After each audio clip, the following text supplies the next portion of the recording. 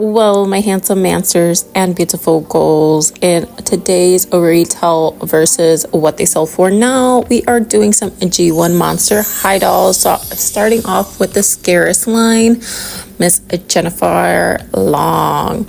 Now, the way I got these retail dolls, because I couldn't find any information on Google, I was going ahead and looking at some of the sold tabs or some of the even on the sell tabs here on eBay and just seeing exactly if anybody had like a retail sticker on there. So I did find some $20 points for some of these dolls, so that's where we got some of our information. So Jennifer is one doll that does sell for a higher price than what she did initially retailed for. So if it was $20, maybe it wasn't. Maybe you guys will have to let me know in the comments below if you guys were collecting at this time and what the G1 Monster High line actually did retail for in stores. But as for Jennifer, as she goes, she is such a stunning doll.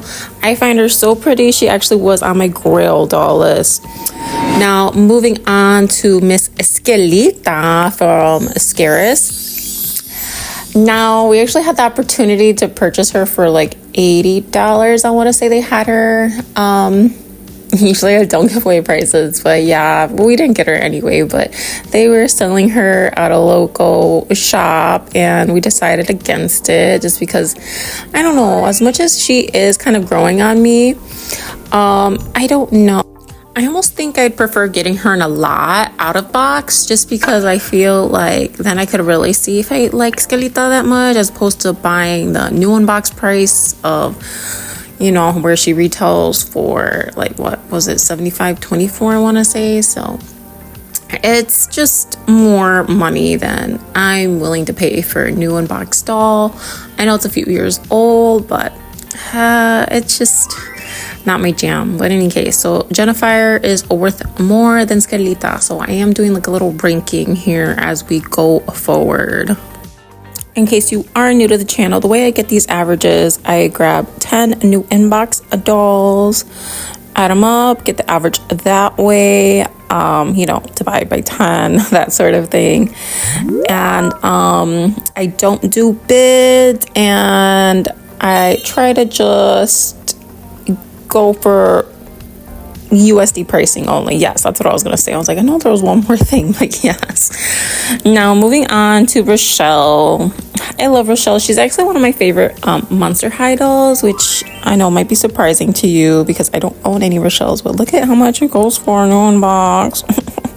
My goodness. So on average, she does sell for $99.75 new unboxed. You guys will have to let me know if you own this doll in or out of box. But yeah, so that is a gain margin of $79.75. These dolls, I want to say, were released in 2013, so not as old as that 30-year-old Barbie I just unboxed, but my goodness. So I did have mold for the first time in one of my inbox dolls, so that was kind of sad, but you know, mold could accumulate at any point in a doll that I was doing research on. Like I was looking it up on Google, so I don't know, maybe do I unbox right? I don't know. I think the ones I bought so far, I'm probably just gonna keep it out of moisture, you know, any moist, humid, I don't know, in dry storage. I'm gonna keep it in dry storage, so that way nothing moldy will end up accumulating inside of my doll. But in any case, Frankie, even though she was a deluxe doll, she actually isn't selling for that much secondhand, so she is in 4th place at the moment. But I do actually love this Frankie. Now Claudine Wolf, Scares Claudine, I actually do wish I kind of added her on my Grail doll list because look at her, she is phenomenal. Another gorgeous doll. On average, she sells for $83.23. So you guys will have to comment below if you own any of these dolls so far. We are going to do the budget line as well here and there, so be on the lookout for that. But in any case, so if you were to sell this doll new in box, you do have a gain margin of $63 and something cents. But yeah, so does that mean Claudine's in first place? No. Why did I? Oh, third place. Okay, third place. Not too bad. Not too shabby. Not too shabby. But honestly, yeah, I mean, I get it. Like, honestly, I do agree with how much people are, maybe not agree with how much people are paying for, but I agree with the favorites. I think people are more willing to pay for some of their favorite dolls, you know? Now, as for Draculor, she is from the budget line and scarce, so that's why I pulled up some different prices here. The two pricings I seen that were retail for around $13 USD. Both were sold at Big Lots, so that is my guess. Again, you guys will have to comment below if you did buy these dolls when they were released and how much you got them on retail price. But on average, she does sell for $51, so that is a gain margin of $36.89. Anyway, I want to point out the different looking faces. I don't know why. Sometimes the stock photo, she looked more fierce as opposed to what she actually looks like when people get her. Moving on to Miss Abby Abominable Snowman. Miss Abby. I don't know. I think I do prefer G3 Abby for sure. I'm just not in love with G1 Abby. The look of her, I'm not sure what's off for me, but there's something off. In any case, on average, she does sell for $41.97 when it comes to the scarce and new unbox dollies. And that does mean you have a gain margin of $26.97. Would that make her on the last of the list? Yes. And this is just a budget line. I did separate them just because I didn't think it would be fair to compare deluxe dolls to budget releases. Now, moving on to another budget doll. My guy, Deuce Gorgon. I love me some Deuce. In case you guys didn't know, I'm a Deuce stan.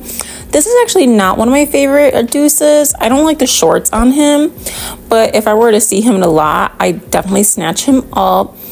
He is so incredibly handsome, I have to say. One of the most handsome mansters, but apparently people don't agree with me. I would prefer Deuce over Abby, if I'm being honest with you. I don't know. I'm just not a huge fan of Abby, I guess, from G1. Moving on to scarce, another deluxe doll, Miss Catherine Demieux. I always want to say Demieux, but there's no O in their lorries. Katrina Demieux. Did I even say that right? Is it Katrina or did I add the A? I'm going too fast here that I can't even read. Oh, I think that's a typo on my end. I'm so silly. I will correct that as I'm speaking. Anyway, I hope you guys caught those averages. She is selling for a hot penny, over $100 actually, 130 something if I remember that correctly, which is insane. Honestly, it's just because she's a gorgeous goal. Look at her, like the pastel purple with a hint of pink. Oh, she is so giving. I mean, I'm not willing to pay that amount of money for her, but maybe some people are, and apparently people are. If that's her average, right? Anyway, moving on to the best, in my opinion, the best budget doll line. The best budget doll from this line is what I meant to say. Sorry, guys, I just had coffee and you could definitely tell.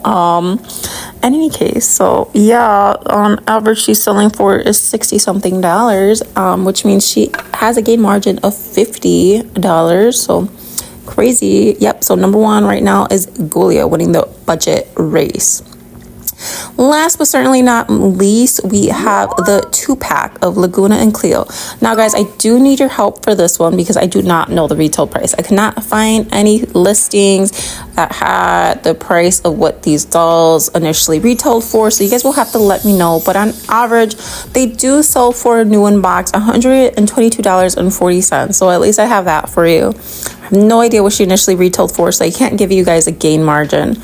And I also looked on Mercari for this information just because there wasn't enough listings on eBay. So sometimes I do that where I look at Mercari to see what the dolls are selling for secondhand. Well, in any case, friends, that's it for this video today. Hopefully you enjoyed it. Short and sweet one today. But nonetheless, I hope you guys are having a fabulous weekend, a fabulous week, and I'll see you all in the next one. Bye.